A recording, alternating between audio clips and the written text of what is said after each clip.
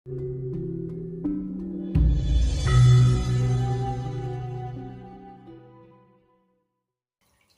masih ada orang seperti itu. Jadi moksa itu ada, bukan mitos, bukan dongeng ya. Nah, tapi kenyataannya. Nah makanya reinkarnasi orang yang moksa, ya namanya moksa kan sudah sempurna ya, tidak meninggalkan karma. Orang moksa itu sudah tidak meninggalkan karma. Jadi benar-benar sudah sempurna. Jadi tidak ada sifat yang meneruskan reinkarnasi lagi. Makanya ketika ada orang moksa itu bereinkarnasi lagi ke wadah baru, itu karena diberikan misi atau amanah untuk melaksanakan tugas, membantu menciptakan keseimbangan kehidupan atau dunia. Tetapi bagi yang tidak moksa, itu bereinkarnasi itu ada dua, membantu keseimbangan. Tergantung reinkarnasinya. Kalau reinkarnasinya mungkin dari empu misalkan, atau mungkin resi, seorang resi zaman dulu yang matinya tidak moksa, dia menitis lagi, itu membantu kehidupan, juga melanjutkan perjalanan kehidupan yang mungkin belum selesai. Jadi melanjutkan perjalanan yang belum selesai. Kalau orang reinkarnasi dari orang yang masa akhir hayatnya itu meninggal, itu melanjutkan perjalanannya belum selesai. Tetapi bagi orang yang moksa, itu reinkarnasi, itu tidak melanjutkan perjalanan yang selesai, tetapi dia diberikan tugas atau amanah untuk membantu mengembalikan keseimbangan kehidupan ini. Nah, itu reinkarnasi. Kalau reinkarnasi kan bawaan dari lahir.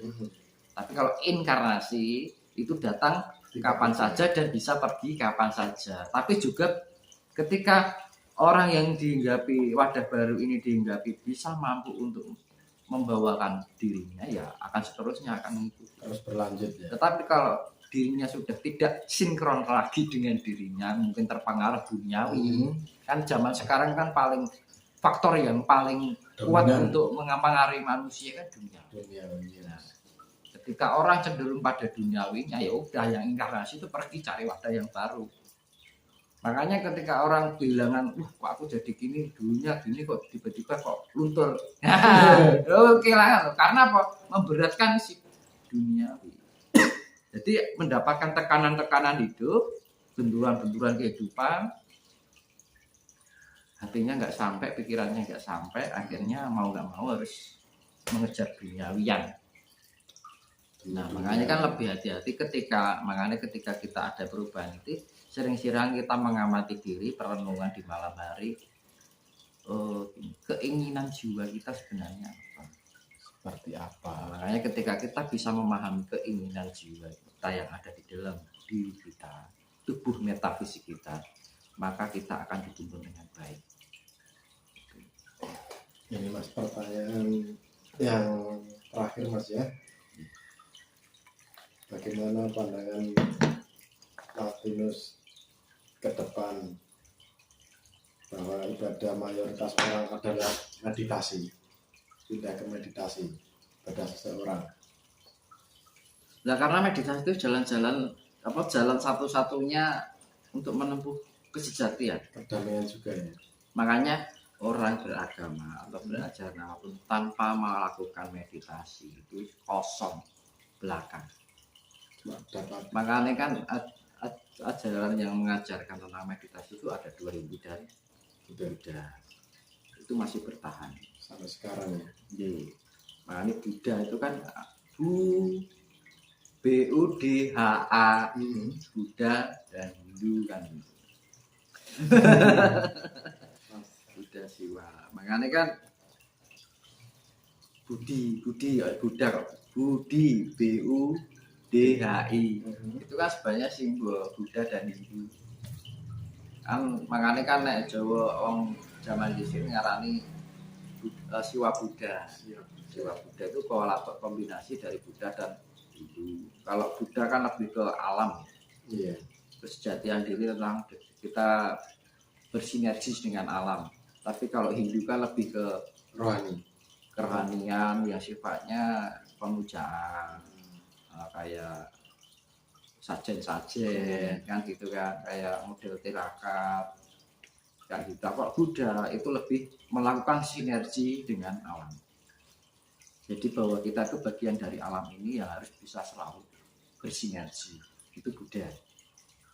Jadi memang sinergi itu gini, saya peragakan ya. Jadi kita mengikuti gerak alam. Ini tangan ini digerakkan bukan melalui pikiran ataupun hati, tetapi ini bergerak. Memang kita sudah menyatu dengan jiwa kita, memanggil jiwa kita. Gerakannya halus. Jadi ini apa namanya? Gerakan itu memang bukan berasal dari pikiran kita, bukan berasal dari hati kita. Kita melakukan dengan sepenuh jiwa. Misalkan kalau berkontaksi dengan pusat atau semesta. Jadi kalau aku komunikasi dengan alam itu sudah tidak menggunakan pikiran, juga sudah tidak menggunakan rasa, Terus menggunakan apa? menggunakan jiwa. Jadi misalkan Sang Yang Widi, Sang Yang Maha Agung, Sang Yang Sumbering Jagat, Sumbering Kasombonan ingkang landheng. Berkah kawula manunggaling marang Sang Yang Sumber. Ini bergerak sendiri. Ini saya pakai ini segitiga seperti ini. Saya berkomunikasi dengan pusat semesta. Begitu gini, itu walaupun keadaan mendung, itu langit itu bolong. Ketika kita mampu berkoneksi dengan alam semesta yang pusat semesta ini, mendung yang langit itu tertutupi, itu lubang, karena terhempas oleh angin. Karena setiap energi yang lewat itu menghempas angin. Terus energi. Jadi bos tebal apapun jenengan mah nilai kita lapar saya langit dan dhuwur bolong. Walaupun saya sekedar ngomong gitu. Itu. Jadi gini. Saya kalau misalkan kontak dengan pusat semesta, saya simbolkan gini. Terus gini.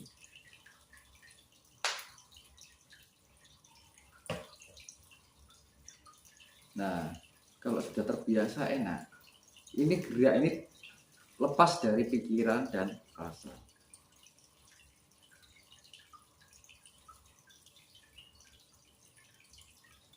Nah, Sang Yang Widi, Sang Yang Maha Agung. Nah, ini menarik energi. Jadi energi dari langit itu bisa ditarik.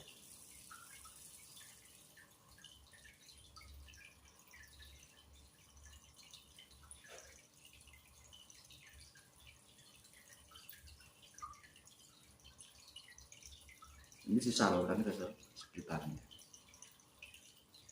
Jadi kita menarik energi langit, salurkan ke.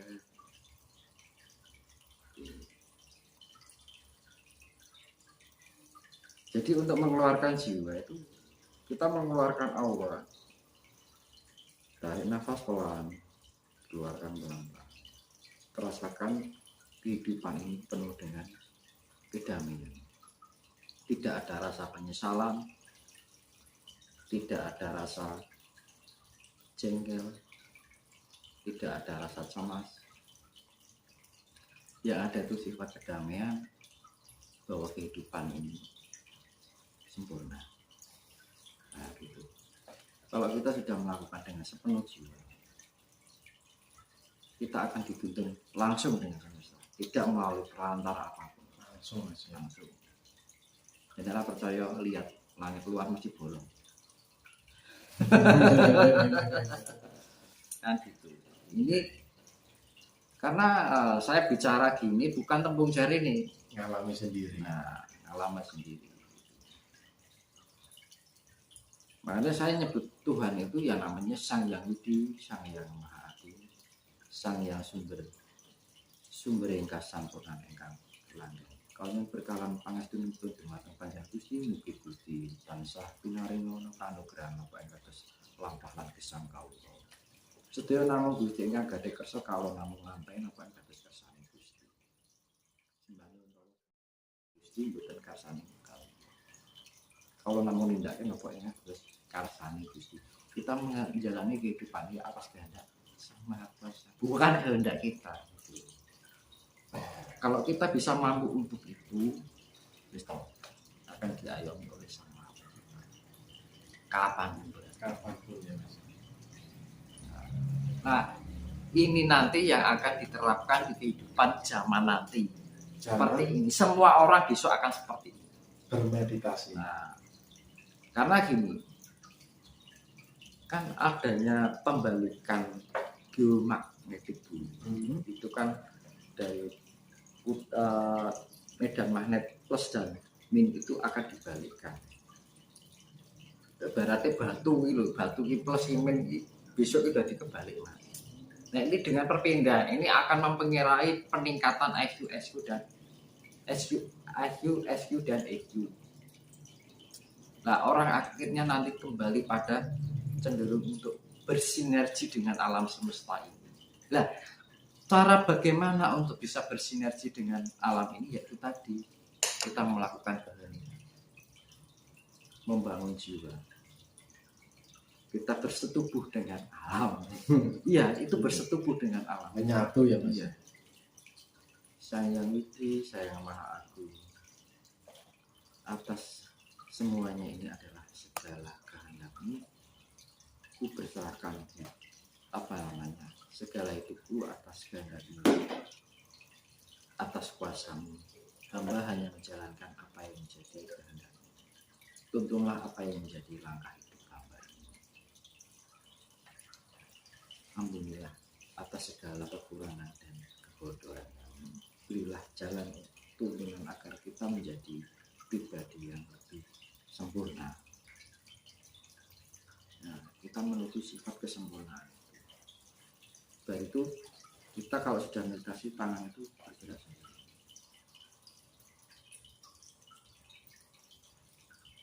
Ini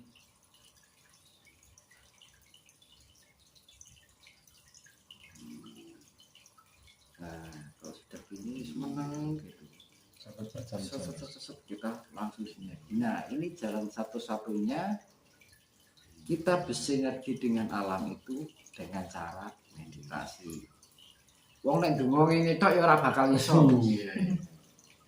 Wong nek njaluk kan ya Allah pengen golek rezeki, pengen tak tuku mobil, untuk rondo 5 ngawani kan ngono.